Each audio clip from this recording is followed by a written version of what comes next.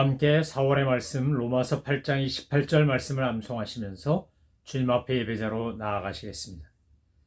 우리가 알거니와 하나님을 사랑하는 자 곧 그의 뜻대로 부르심을 입은 자들에게는 모든 것이 합력하여 선을 이루느니라. 아멘. 찬송가 290장 우리는 주님을 늘 배반하나.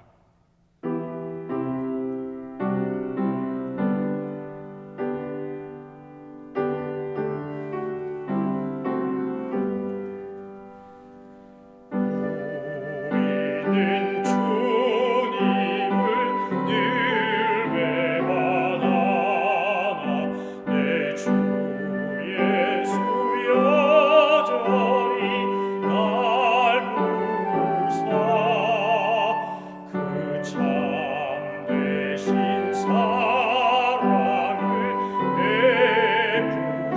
베푸시나니 내 형제여 주님을 못 따르라. 주 널 위해 미네 주 널 위해 미네 주 널 위해 미네 항상 계시네. 주께서 풍성한 은혜를 내려 내 영혼이 나날이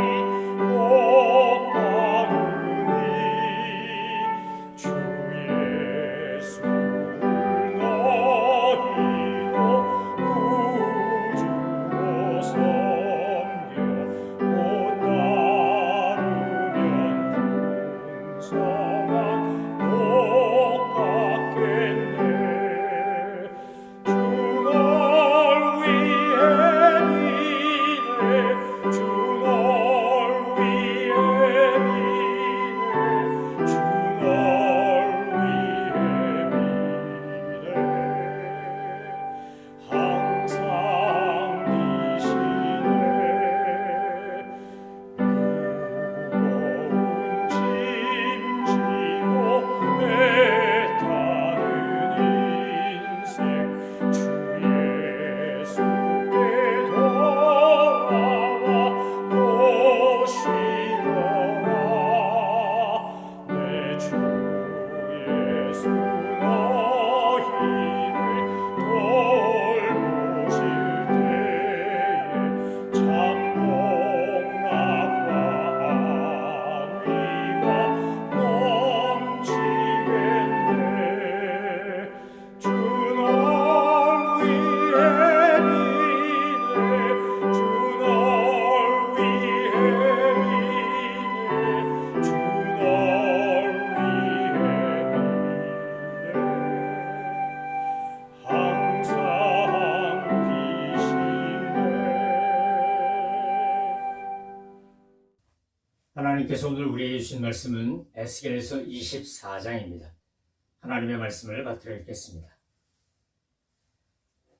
아홉째 열째 달 열째 날에 여호와의 말씀이 내게 임하여 이르시되 인자야 너는 날짜 곧 오늘의 이름을 기록하라. 바벨론 왕이 오늘 예루살렘에 가까이 왔느니라. 너는 이 반역하는 족속에게 비유를 베풀어 이르기를 주 여호와께서 이같이 말씀하시기를 가마 하나를 골라 건우에 물을 붓고 양떼에서 한 마리를 골라 각을 뜨고 그 넓적다리와 어깨 고기의 모든 좋은 덩이를 그 가운데 모아 넣으며 구름뼈를 가득히 담고 그 뼈를 위하여 가마 밑에 나무를 쌓아 놓고 잘 삶되 가마 속에 뼈가 무르도록 삶을지어다. 그러므로 주 여호와께서 이같이 말씀하셨느니라. 피를 흘린 성읍 녹슨 가마 곧 그 속에 녹을 없이 하지 아니한 가마여 화 있을진저 제비 뽑을 것도 없이 그 덩이를 하나하나 꺼낼지어다. 그 피가 그 가운데 있으며 피를 땅에 쏟아 티끌이 덮이게 하지 않고 맨 바위 위에 두었도다. 내가 그 피를 맨 바위 위에 두고 덮이지 아니하게 하면 분노를 나타내어 보응하려 함이로라. 그러므로 주 여호와께서 이같이 말씀하셨느니라. 화 있을진저 피를 흘린 성읍이여 내가 또 나무 무더기를 크게 하리라. 나무를 많이 쌓고 불을 피워 그 고기를 삶아 녹이고 곡물을 졸이고 그 뼈를 태우고 가마가 빈 후에는 숯불 위에 놓아 뜨겁게 하며 그 가마에 놋을 달고서 그 위에 더러운 것을 녹게 하며 녹이 소멸되게 하리라. 이 성읍이 수고함으로 스스로 피곤하나 많은 녹이 그 속에서 벗겨지지 아니하며 불에서도 없어지지 아니하는도다. 너의 더러운 것들 중에 음란이 그 하나이니라. 내가 너를 깨끗하게 하라. 내가 깨끗하여지지 아니하니 내가 네게 향한 분노를 풀기 전에는 네 더러움이 다시 깨끗하여지지 아니하리라. 나 여호와가 말했은즉 그 일이 이루어질지라. 내가 돌이키지도 아니하고 아끼지도 아니하며 뉘우치지도 아니하고 행하리니 그들이 네 모든 행위대로 너를 재판하리라. 주 여호와의 말씀이니라. 여호와의 말씀이 또 내게 임하여 이르시되 인자야 내가 네 눈에 기뻐하는 것을 한 번 쳐서 빼앗으리니 너는 슬퍼하거나 울거나 눈물을 흘리거나 하지 말며 죽은 자들을 위하여 슬퍼하지 말고 조용히 탄식하며 수건으로 머리를 동이고 발에 신을 신고 입술을 가리지 말고 사람이 초상집에서 먹는 음식물을 먹지 말라 하시니라. 내가 아침에 백성에게 말하였더니 저녁에 내 아내가 죽었으므로 아침에 내가 받은 명령대로 행하며 백성이 내게 이르되 네가 행하는 이 일이 우리와 무슨 상관이 있는지 너는 우리에게 말하지 아니하겠느냐 하므로 내가 그들에게 대답하기를 여호와의 말씀이 내게 임하여 이르시되 너는 이스라엘 족속에게 이르기를 주 여호와의 말씀에 내 송손 너희 세력의 영광이요 너희 눈의 기쁨이요 너희 마음의 아낌이 되거니와 내가 더럽힐 것이며 너희의 버려둔 자녀를 칼에 엎드러지게 할지라. 너희가 에스겔이 행한 바와 같이 행하여 입술을 가리지 아니하며 사람의 음식물을 먹지 아니하며 수건으로 먹이를 동인 채 발에 신을 신은 채로 두고 슬퍼지도 아니하며 울지도 아니하되 죄악 중에 패망하여 피차 바라보고 탄식하리라. 이같이 에스겔이 너희에게 표징이 되리니 그가 행한 대로 너희가 다 행할지라. 이 일이 이루어지면 내가 주 여호와인 줄을 너희가 알리라 하셨느니라. 인자야 내가 그 힘과 그 즐거워하는 영광과 그 눈이 기뻐하는 것과 그 마음이 간절하게 생각하는 자녀를 데려가는 날 곧 그날에 도피한 자가 네게 나와서 네 귀에 그 일을 들려주지 아니하겠느냐. 그날에 네 입이 열려서 도피한 자에게 말하고 다시는 잠잠하지 아니하리라. 이같이 너는 그들에게 표징이 되고 그들은 내가 여호와인 줄 알리라. 아멘. 에스겔서 34장에 보면 24장에 보면 이제 녹슨 가마, 이 가마에 대한 상징과 에스겔의 아내의 죽음과 열린 말에 대한 이야기가 나옵니다. 우리가 에스겔서를 읽으면서 함께 보는 거지만 하나님께서는 에스겔을 통해 하나님의 말씀을 이스라엘 백성들에게 전하는데 여러 가지 상징과 비유를 사용하시는 것을 알 수 있습니다. 오늘 본문에도 보면 가마와 녹의 비유 그리고 에스겔 아내의 죽음과 열린 말, 열린 입에 관한 이야기가 나옵니다. 24장 1절로 5절에 보면 고기와 뼈를 삶는 가마 이야기가 나오는데 이것은 서론과 시문으로 구성된 심판 신탁이라고 말합니다. 그러니까 서문이 있고 시문이 있고 그것에 대한 내용은 심판에 관한 것입니다. 오늘 24장 1절에서 보면 이렇게 되어 있습니다. 아홉째 해 열째 달 열째 날에 여호와의 말씀이 내게 임하여 이르셨다 라고 하는 것은 바벨론이 이제 예루살렘을 쳐들어와서 멸망시키는 바로 그날을 의미하는 겁니다. 바벨론이 공격을 개시한 날, 그래서 결국 예고한 대로 바벨론에 의해 예루살렘이 멸망하는 이야기가 에스겔서 24장에 등장합니다. 그런데 왜 하필이면 이 가마, 고기와 뼈를 삶는 가마 이야기가 나오고 녹 이야기가 나올까? 이 가마와 고기와 뼈와 녹과 이 모든 것들은 사실은 예루살렘과 유다 족속이 저질렀던 죄악에 관한 것입니다. 그래서 미가 선지자가 활동하던 그 촌에 있던 미가 선지자가 와서 예루살렘의 이 잘못된 것을 지적하며 그 내부 형편을 고발하고 묘사했던 미가서 3장 2절로 3절의 말씀을 지금 에스겔서 24장에서 인용한 것이라고 볼 수 있습니다. 그래서 하나님께서 미가를 통해 이야기했듯 포로로 끌려가는 에스겔을 통해서도 동일하게 이야기하시는 겁니다. 하나님께서 보실 때 예루살렘은 죄악이 창궐하고 하나님 앞에 온갖 가증한 것이 가득 차 있어서 마치 녹슨 가마와 같았습니다. 그래서 하나님께서 선지자 미가를 통해 이스라엘 백성들을 착취하는 그 지도자들을 보고 쌓는 냄비와 솥에 비유했던 것처럼 이제 바벨론이 와서 예루살렘을 가마에 비유하여 그곳에서 고기와 뼈를 삶고 그것을 마음껏 뜯어먹고 착취해가는 바벨론 왕국을 상징적으로 보여주는 겁니다. 바벨론에서 쳐들어와서 예루살렘 성에 있는 거민들을 학살하고 거기에 있는 물건들을 가져가고 착취하고 하는 것들을 바로 이 끓는 가마, 고기와 뼈를 삶는 가마를 통해 이야기하는 겁니다. 두 번째 24장 6절로 14절에 나오는 것을 보면 녹을 제거하시는 하나님의 이야기가 나옵니다. 그 가마가 너무나 녹이스럽기 때문에 그 녹을 제거하기 위해서 이제 나무를 대고 불을 떼고 이래가지고 그 가마에 있는 모든 녹을 제거하려고 하는데 이 녹이 제거가 되지 않습니다. 얼마나 그동안 몸에 밴 잘못된 관행과 또 우상숭배와 죄악을 몸에 배었는지, 역사 속에 배어있는지, 뼛속에 피 속에 배어 있어서 가마 같으면 그 가마에 녹이 쓸듯이 그렇게 배어 있어서 이것이 제외되지 않는 겁니다. 깨끗하게 씻겨지지 않는 겁니다. 그걸 보고 하나님께서 정말 진노하십니다. 아무리 해도 그 녹이 제거되지 않는다는 이 표현에는 하나님께서 때로는 위로하고 때로는 소망을 주고 때로는 징계하고 때로는 진노하며 이스라엘 백성들에게 회개하고 거룩해지도록 촉구하셨지만 결국 그들이 온전한 영적 정화나 삶의 변화가 일어나지 않았다는 것을 이야기해 줍니다. 가마 비유가 더러움에 찌든 신앙 공동체의 정화를 위해 그렇게 가마에다가 고기와 뼈를 넣고 삶는 것처럼 그렇게 하나님께서 우리 공동체를 포함하여 모든 타락하고 죄성에 물든 공동체들을 깨끗게 하시는, 우리 자신을 봐도 우리에게 얼마나 허물이 많습니까? 당시 예루살렘에 살던 사람들만 죄를 짓고 악을 행한 게 아니라 우리 안에도 하나님의 말씀대로 살지 않는, 하나님의 말씀이 분명히 용서하라 그랬는데 용서하지 않고 화해하라 그랬는데 화해하지 않고 가난하고 힘들고 어려운 자들을 공의와 정의로 섬기라고 했는데 그렇게 하지 않고 나와 다툰 자들과 화평을 도모하지도 않고 성경을 읽다 보면 하나님의 말씀이 이렇게 우리에게 분명히 하라고 했고 또 어떤 것은 하지 말라고 했는데 하지 말라는 것은 하고 하라는 것은 하지 않고 있는 우리의 죄와 악을 보게 되지 않습니까? 바로 그것을 제거하시기 위해 하나님께서는 우리를 위해 예수님을 보내주셨지만 예수님의 보혈의 공로가 아니고는 이 죄가 씻겨지지 않는다는 것을 아셨기 때문에 그래서 삶은 가마에다가 고기와 뼈를 넣고 삶아도 안 되기 때문에 예수 그리스도의 보혈로 우리에게 정결케 하기 위해 그분을 보내신 겁니다. 마찬가지로 녹슨 가마도 마찬가지입니다.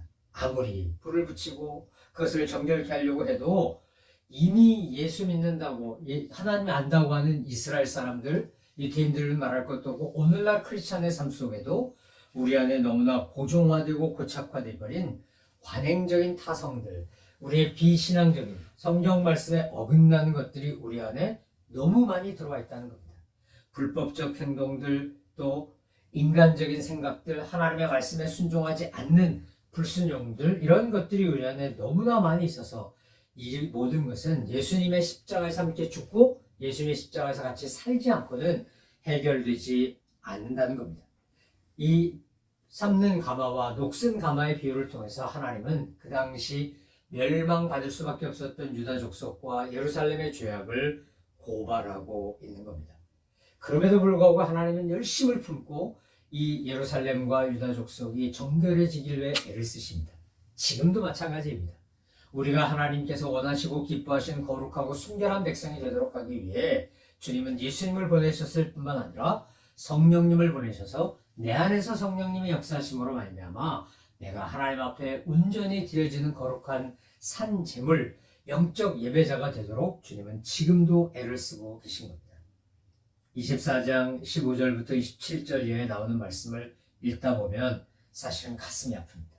에스겔 선지자가 너무나 고통스럽게 겪어내야만 했던 선지자로서의 사명을 감당하면서 맛보아야 했던 그 슬픔과 고통과 탄식이 느껴지기 때문입니다. 하나님께서는 이렇게 말씀하십니다. 이제 내가 너에게서 기뻐하는 것, 내가 너가 참 좋아하는 것, 내가 내 눈에 기뻐하는 것을 내가 한번 쳐서 빼앗겠다. 이거 뭡니까? 에스겔의 아내가 죽는 겁니다.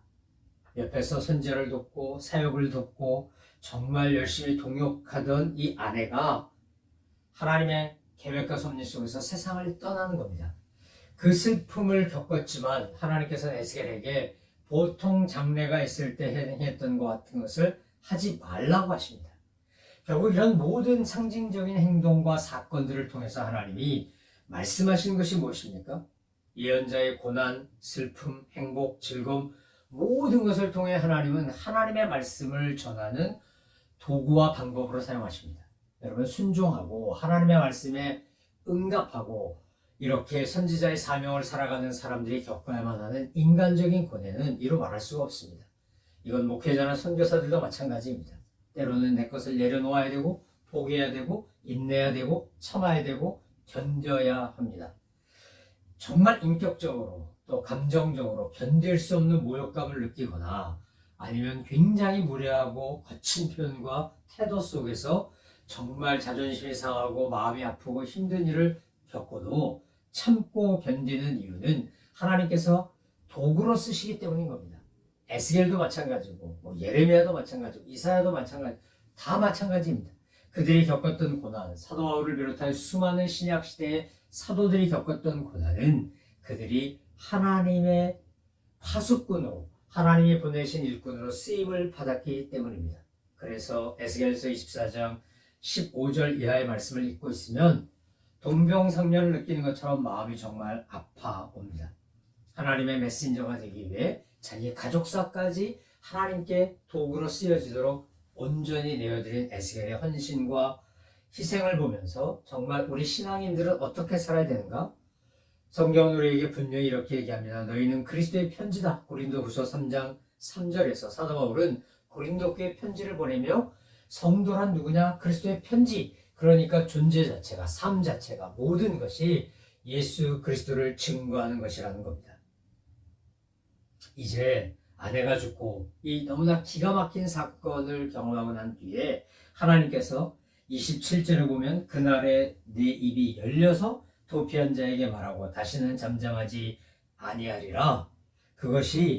이것이 너는 그들에게 표징이 되고 그들은 내가 여호와인 줄 알리라. 이렇게 말씀하십니다. 하나님의 예언을 전하는데 지금 에스겔이 입천장이 딱 붙어가지고 어떻게 했다는 겁니까? 행동으로, 사건으로 그렇게 보여줬습니다. 그런데 이제는 입을 열어서 하나님의 말씀을 선포하도록 하시는 겁니다. 사랑하는 성도 여러분, 오늘날 입만 살아있고 삶의 행동이나 또 구체적인 삶의 헌신이 없는 사람들이 너무 많습니다. 그래서 우리가 예수 안 믿는 사람이 흔히 빈정대며 하는 말이 예수쟁이하고 공산당이 물에 빠지면 발만 뜬다고 합니다. 발만. 들어가서 물고기하고 말만 하느라고. 그래서 물에 빠졌는데 발만 뜬다는 거예요. 제가 이 빈정거리는 소리, 공산당도 뭐 자기네 선전선동하느라고 그러고 예수쟁이도 말만 하느라고 발만 뜬다는 이 빈정거림 속에 우리가 느끼고 깨달아야 될 게 많다는 생각이 듭니다. 여러분, 사도 요한이 요한 1, 2, 3, 4에서 뭐라 그랬습니까? 형제들아, 우리가 서로 사랑하자 그러면서 우리가 말로만 사랑하면 그것이 무슨 사랑이냐고. 말로 미안하다 그러고 말로 축복하고 말로 도와주고 말로 하는 것, 이건 그냥 말입니다. 행동이 없는 말은 야고보 사도가 이야기한 것처럼 행함 없는 믿음은 죽은 믿음인 겁니다. 저는 저와 여러분이 죽은 믿음이 아니라 산 믿음으로, 행함 없는 믿음이 아니라 행함 있는 믿음으로, 그래서 말과 행동이 일치하기 때문에 선한 영향을 끼칠 수 있는 하나님의 사람이 되게 해달라고 우리는 겸손하고 가난한 마음으로 하나님의 은혜를 구하며 그렇게 살아가야 합니다. 오늘 에스겔의 입이 이제야 열려서 하나님의 말씀을 전합니다. 그전에는 다 뭘로 했습니까? 행동으로 했습니다. 상징으로 했고 사건으로 했습니다. 하나님께서 오늘 우리에게 원하시는 것, 그것은 바로 말과 행동 자체가 그리스도의 편지가 돼서 세상에 주의 복음을 알리고 하나님의 사랑과 은혜를 전하는 것 아니겠습니까? 오늘 24장을 묵상하면서 하나님께서 오늘 우리에게 원하시는 그런 살아있는 증거판, 살아있는 그리스도의 편지로 살기를 결단하고 헌신하고 갈망하면서 주님 앞에서 그렇게 살아가시는 우리 모든 성도님들 되시기를 주님의 이름으로 축원합니다. 기도하겠습니다. 하나님 아버지, 선지자 에스겔을 생각하면 하나님 정말 마음이 아픕니다. 그가 감내하며 겪어야만 했던 슬픔, 고통, 아픔, 인내, 이 모든 것들이 하나님 공감이 되고 동감이 되기에 더 마음이 아픕니다. 그러나 주님, 끝까지 주님의 일꾼으로, 끝까지 주님의 부름받은 주님의 도구로 충성했던 귀한 종처럼 우리 성도님들도, 우리 모두도 주님의 아름다운 사역의 파트너가 되고 하나님 역사의 동반자 동행자가 되어 주님 나라 세워가고 하나님의 사랑과 은혜를 전하는데 앞장서고 으뜸되는 우리 모든 믿음의 식구들 되게 하여 주옵소서. 말과 행동이 함께 선한 영향을 끼칠 수 있는 살아있는 그리스도의 편지가 되어 세상에 주님의 사랑과 은혜를 전하는 저희 모든 주의 백성들 다 되게 하여 주옵소서. 감사드리며 예수 그리스도의 이름으로 기도 올려옵나이다. 아멘. 하늘에 계신 우리 아버지, 아버지의 이름을 거룩하게 하시며 아버지의 나라가 오게 하시며 아버지의 뜻이 하늘에서와 같이 땅에서도 이루어지게 하소서. 오늘 우리에게 일용할 양식을 주시고 우리가 우리에게 잘못한 사람을 용서하여 준 것 같이 우리 죄를 용서하여 주시고 우리를 시험에 빠지지 않게 하시고 악에서 구하소서. 나라와 권능과 영광이 영원히 아버지의 것입니다.